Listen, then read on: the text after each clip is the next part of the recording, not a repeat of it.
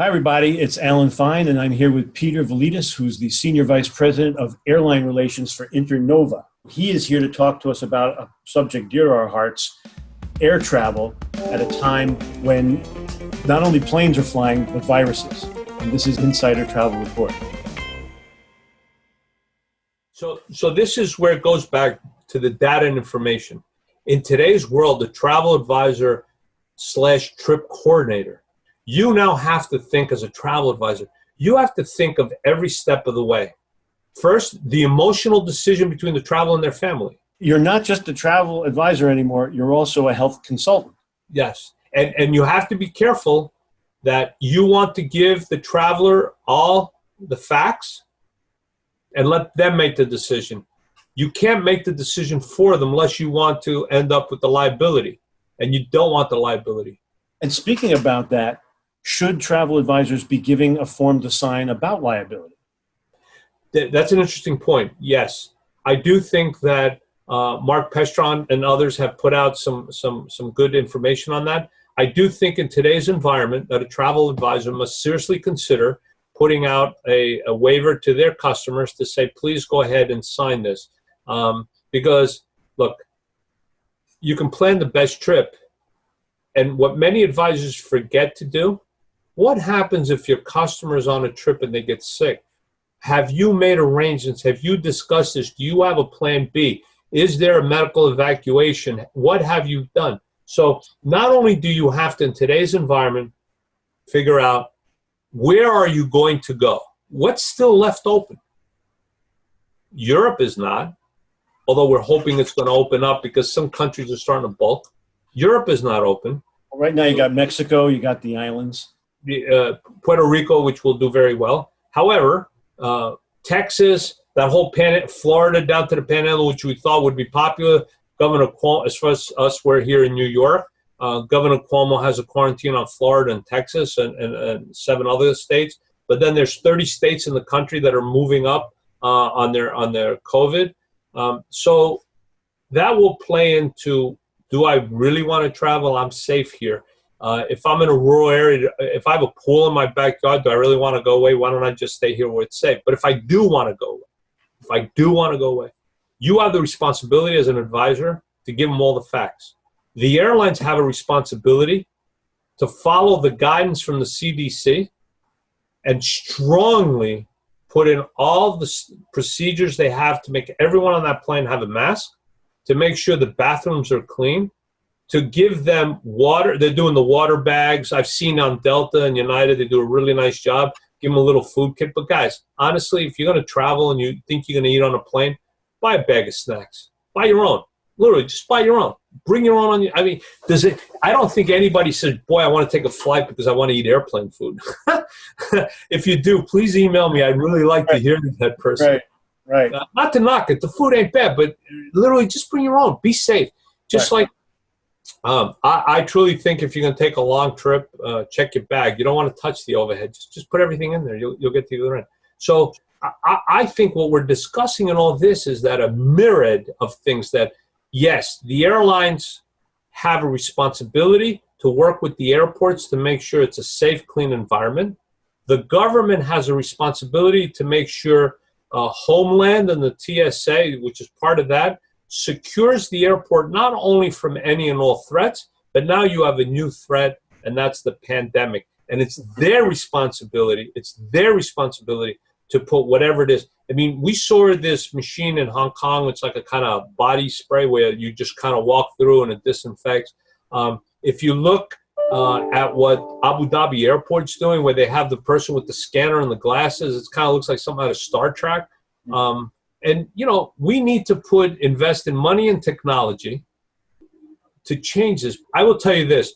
There are many countries, and one of them that Greece, which had one of the lowest COVID cases and one of the lowest deaths in the world, considering where they were next to 2 countries, one, Turkey, that's still trying to, flatten their curve and they're having a big problem, and Italy, which has done a fantastic job and now is a lot more safe than even the United States.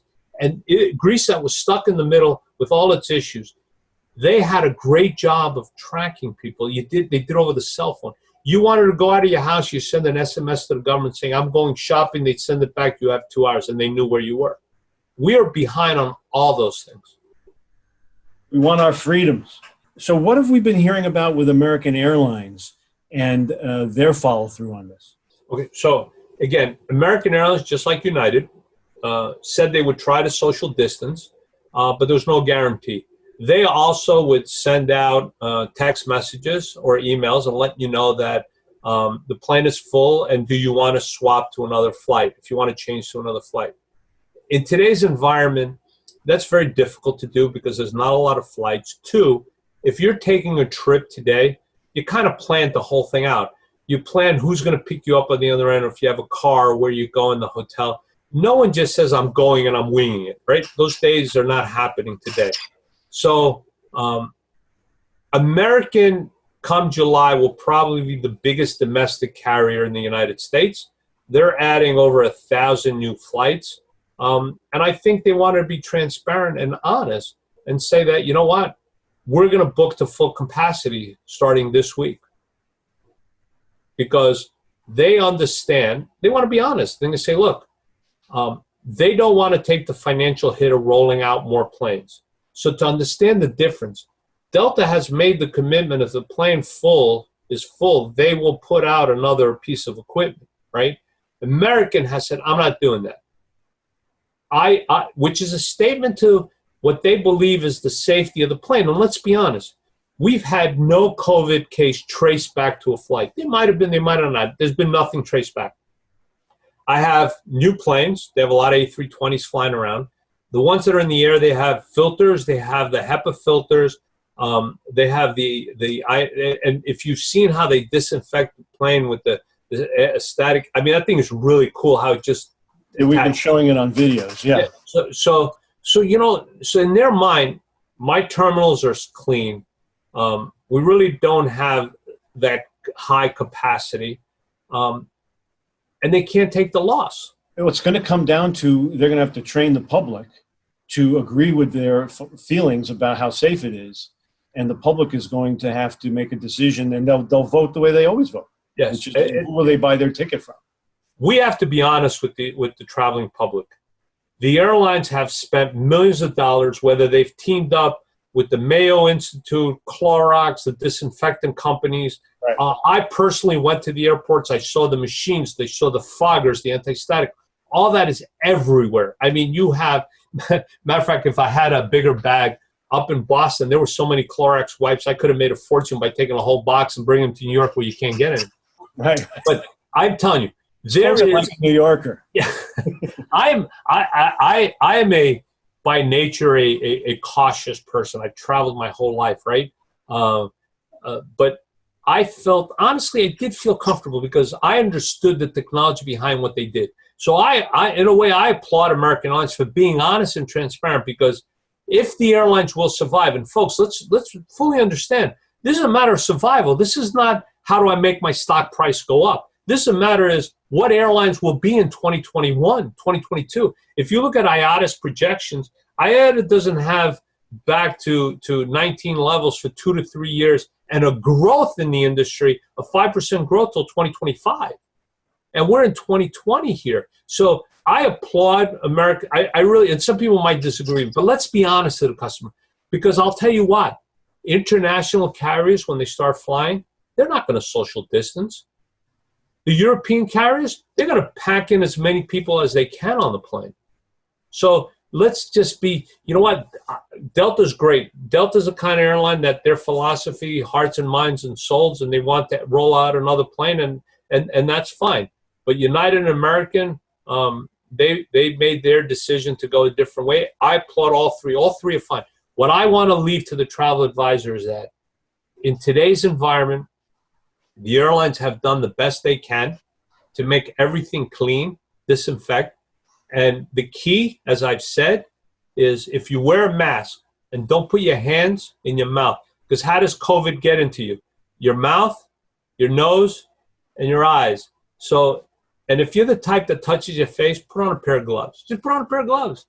And if we don't, as travel advisors, relay that at least that part of the trip is as safe as can be in this environment, we're not going to get travel starting yet. Because if we can get them on planes and where they want to go, and they get in a van and then they go to a villa, they go to some place that's out in the air, because we all know outdoors there's less transmission. We also know the heat kills it.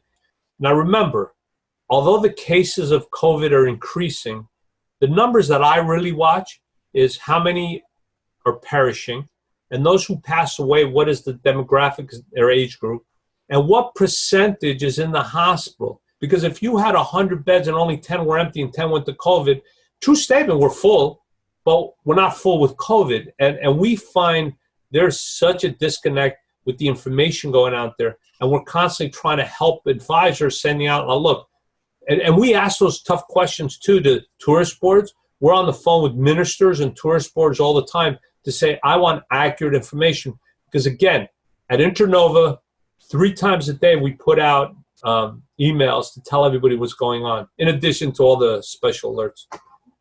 So let's get down to brass tacks. From the travel advisor point of view, how will travel advisors set client expectations? What are the new rules? What's the new normal? How should a travel advisor tell a client to pack? What is it that they should be saying right now?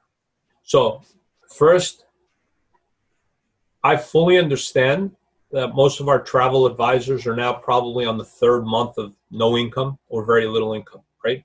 So I get that. You have to balance to how hard do I sell somebody to go on a trip with putting food on my table.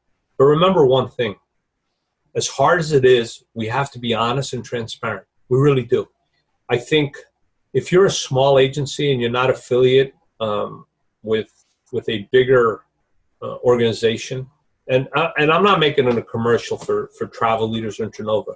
I'm being honest.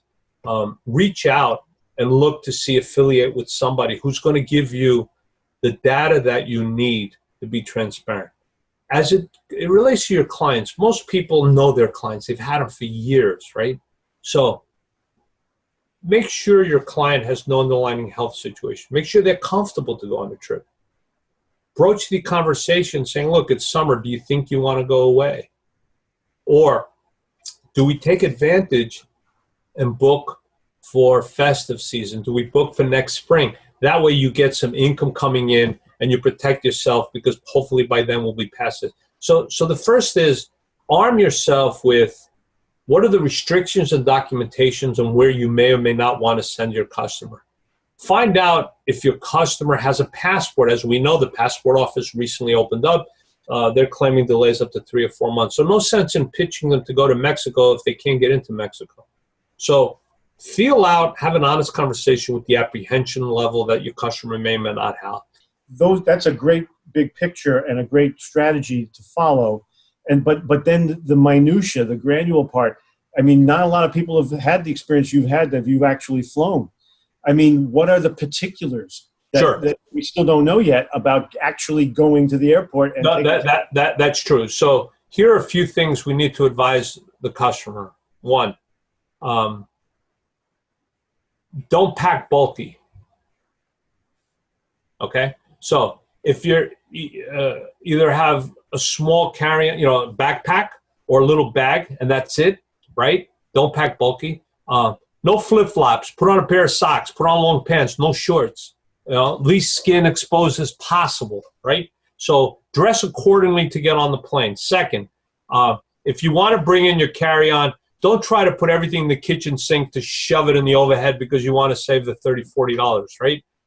Pay the money, check your bag in. You'll be a lot happier, folks, because, look, you'll go to the airport, you're going to check your bag in, it's going to go in underneath. Now you're walking through TSA and security with just a little bag. No one to touch, whatever, you stay by yourself. You get in you sit in your seat, you can put the bag on your lap if you want to touch the overhead. Matter of fact, certain airlines such as Emirates won't allow you to put anything in the overhead. They'll tell you no carry-on. They just want to keep it closed, less touch point. So think of this, less touch point. But it makes it easier. Dress accordingly, because when you arrive at the other end, and you should have your own hand sanitizer. If not, the airlines will give you little packets. They have them. When you arrive at the other end, and you get out, you're going to keep your mask on.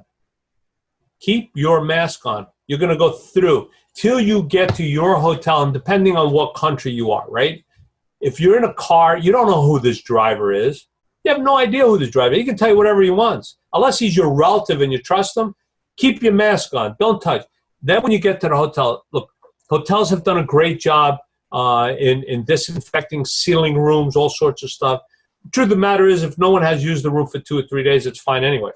The minute you go inside your room, go to the bathroom, take your clothes off, take a shower. Before you take your mask off, and this is very important, you don't touch your mask till you wash your hands, folks, unless you're going to throw the mask in the garbage. But if it's an N95 and you want to keep it again, wash your hands before you touch your mask. You wash your hands, you take your mask off, take your clothes off, take a shower. Take all those clothes, throw them in a plastic bag, bring them home, wash them when you get home. Or if you want to do it there, it doesn't matter, 2 to 3 days, it's over. You have to walk every step and then enjoy your vacation where you are. Now, wherever you go. After all that, enjoy your vacation. Yeah, that's so of course. Well, that's tremendous information. We really need that. It's true. And on a plane, if you're the one who's going to snack, buy your own snacks. Do you really want those little snacks on the plane? Come on. They're loaded with sugar and salt. Buy your own. Buy your own. You'll get the water. That's fine. You get a bottle of water, drink your water. It's fine. You know what? If you're a little nervous, you don't want to use the bathroom, you should drink water so you don't dehydrate. You'll be fine. Everything is pretty clean. But don't take off your shoes on a plane. I can't stand when people do that. You shouldn't do it on a normal basis. You put on your clothes. You have your socks. You have your shoes. You know what? It's not going to kill you for 3 hours, 4 hours. Even if you go long haul, 10 hours. Just sit in your seat, put your mask on, go to sleep. Thank you, Daddy, for that advice. Well, no, but now what about the road warriors? And we got our laptops, and we've got all our cords, and our, it's just more to think about and more to worry about. Well, no, because look here. All right. Sorry, I got the thing. I know the background. There you go. Right, I have one of those. All right, so you put your cords, you put everything in your nice knapsack. Don't just leave it on your lap the whole day. That's all. You're whole fine. flight. Look, if you want to put it in the overhead, it's all right. But again, remember one thing. Think of it this way. You've left the security of your house, so now you're in the open area. So don't put your hands to your mouth. Don't rub your eyes. Don't blow your nose. Leave your hands away from your face. And then when you get to where you have to go, you take out a wipe. You want to wipe down your bag, wash your hands. You're really good to go, folks. Peter, I want to thank you for talking to us. This is really, really valuable information. And thank you for being the guinea pig on going on that trip, those 2 trips. Listen, Alan, I want to thank you because the message I want to leave out to the travel advisors, we're all fighting for the survival of our industry. We are the ones that our customers trust. Let's be honest. Our customers don't trust click, click, click on the internet. They trust picking up the phone and calling Travel Advisor. So be transparent, be honest, and give them the information and make sure you have that information. And if you can't get that information, you know what? Reach out to me and I'll tell you how to join one of our organizations. And look, go out and find someone to affiliate with. You can't be alone these days. You won't survive, folks. It's not going to get better for a long time. Sorry to say that, but it's not. Thank you, Alan. Peter, thank you. And this is Alan Fine for Insider Travel Report.